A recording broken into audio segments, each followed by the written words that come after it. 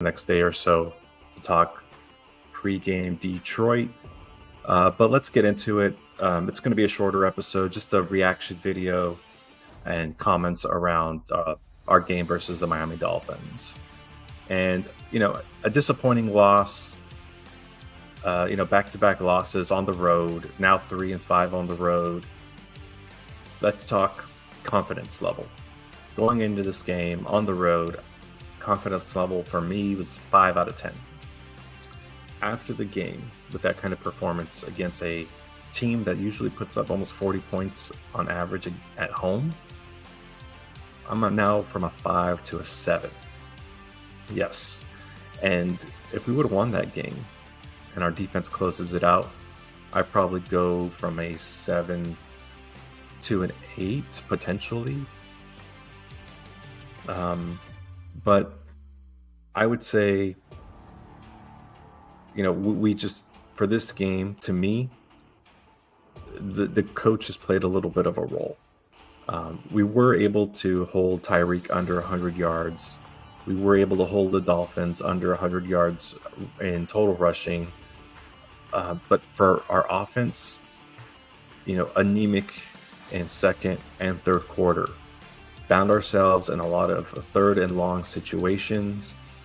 I'm kind of on the fence here, in the end of when you play another good team and it comes to the end of the game, you just have to come through. And you're in the playoffs, it's about winning the fourth quarter at the end of the day. Our team wasn't able to do that. I've mentioned before Mike McCarthy, when he won his Super Bowl with Aaron Rodgers, it was Clay Matthews that finished out that game and took care of Ben Roethlisberger. And I see that if we are going to go even to the NFC Championship game, our defense is going to have to carry us and close out games because over and over, especially on the road, our offense just doesn't have the same amount of production as we do at home. So I guess if you want to look at the glass half full, you do learn more in your losses than in your wins. So maybe we're going to scrutinize and identify some things here. But I would say that the key thing for me is we just couldn't convert on third downs. We had a lot of 3-and-outs, bad field positioning. Dak did what he could do. 253 total yards, 2 touchdowns.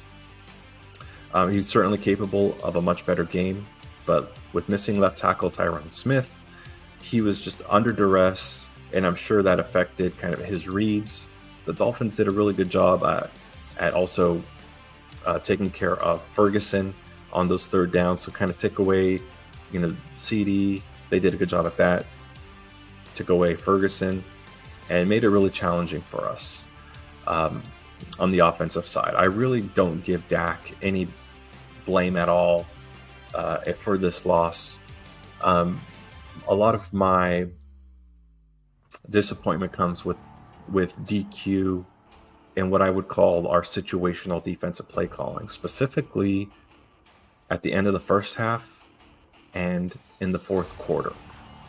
If you look at the end of the first half, Tua is just hitting Smythe, their tight end, for 6 yards, 7 yards, 10 yards. Like, we are playing super soft coverage, and they go down and score a touchdown before the half, knowing that they get the ball back in the first half. I mean, you can't really have that happen in a high octane offense like the Dolphins.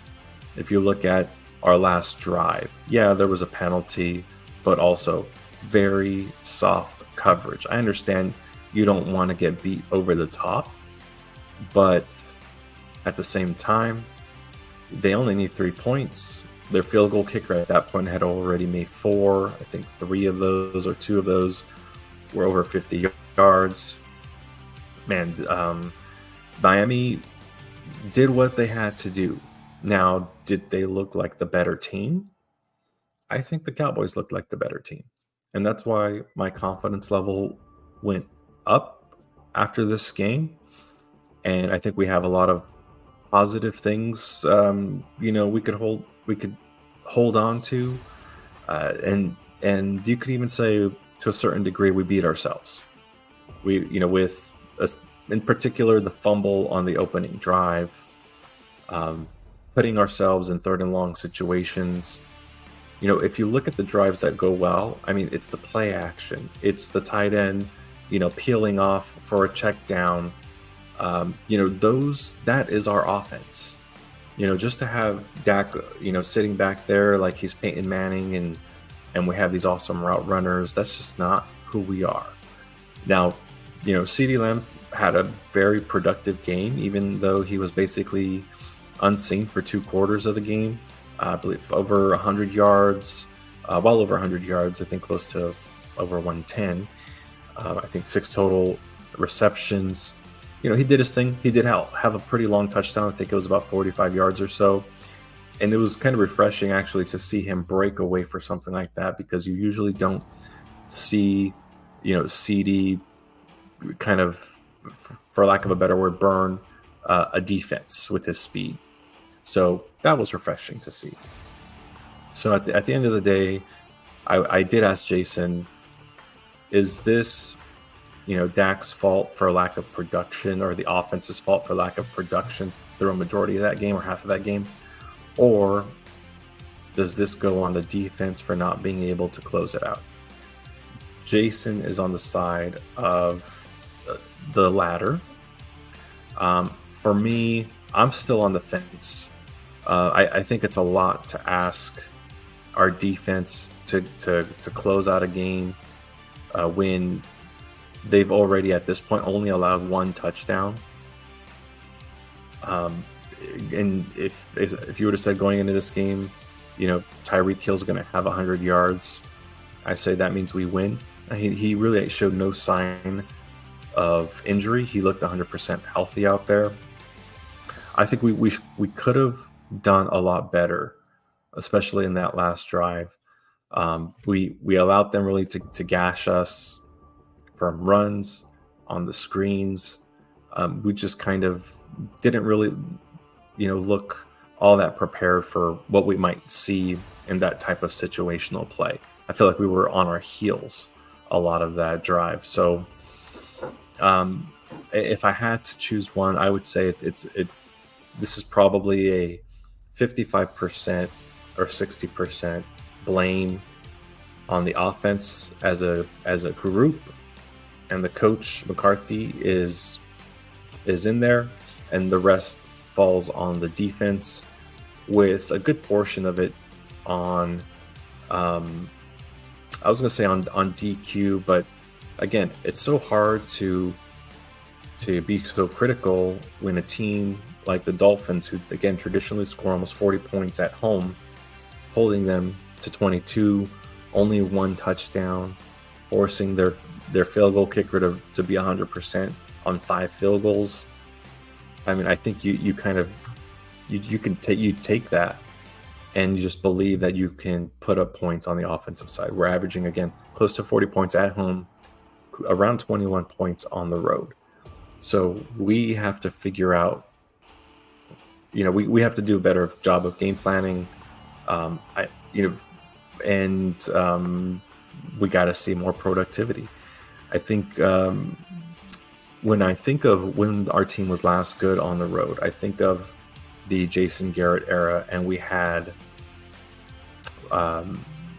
who was our quarterback, our running back, DeMarco Murray. When we had DeMarco Murray that year, the Dez Bryant no catch call, we were 7-0 if I remember correctly, 7-0 on the road, and a lot of that is attributed to our run game. And look at where we're at now. We're a pass-heavy team, and we just can't get it together on the road. I think there's a correlation there.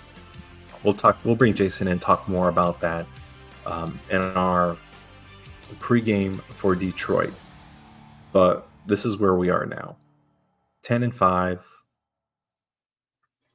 and we have a crucial NFC matchup that seeding implications coming up. Back-to-back losses.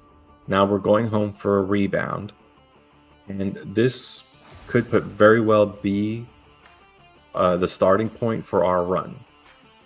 So we need to make have a strong performance, make another statement. We have the Commanders following that, when Commanders are kind of shuffling players as we speak. So again, this is now our opportunity, and this is what we've all been waiting for. I've called for it in the offseason. NFC Championship game or bust. All of that winning streak likely starts this week. So thanks for tuning in. Looking forward to chatting more pre-game on Detroit. Again, thanks for if you're catching us on Spotify, we want to let you know we're also on YouTube and Facebook, and you can follow us there. Give us a like, comment, give us feedback on what you want us to talk about. We're happy to engage with you guys. Again, appreciate you listening. I'm Aaron.